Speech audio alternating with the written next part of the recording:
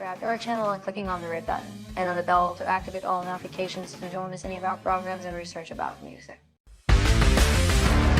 Join us on a daily journey through the exciting and amazing history of the Rolling Stones, a musical journey that spans over 60 years and continues.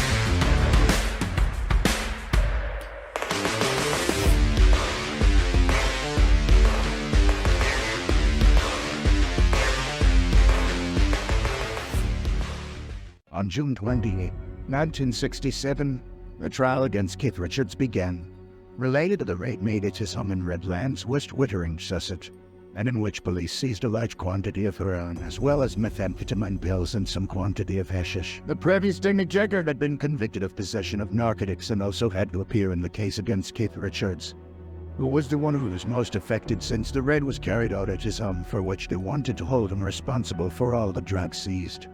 The raid had been preceded by a major campaign by the tabloid News of the World, whom Jagger was suing at the time, and which published lurid stories about Jagger and his girlfriend, Marianne Faithfull.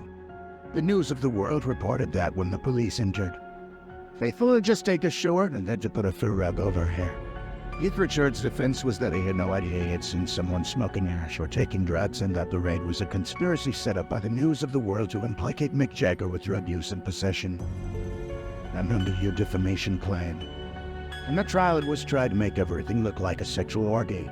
After 2 days, Judge Block issued the final sentence for the case. Found Mick Jagger guilty, sentenced to 3 months in prison and a fine of £100. Robert Fraser guilty, sentenced to 6 months in prison and a fine of £200. Keith Richards convicted, sentenced to 6 months imprisonment, a £100 fine. Jagger was taken to Brixton Prison and Keith and Robert Fraser to Wormwood Scrubs Prison. Mick Jagger covered his face and began to cry and stumble off the bench, trying to hide his tears from fans and friends. The most reactionary sectors of British society rubbed with their hands, the clearest symbol of social subversion. The leaders of a rock who with their attitude attacked the value system and did whatever they wanted and practiced hedonism, dragging the British youth an order of social degradation based on sex, drugs and rock and roll. They were now in prison, but it would be for long.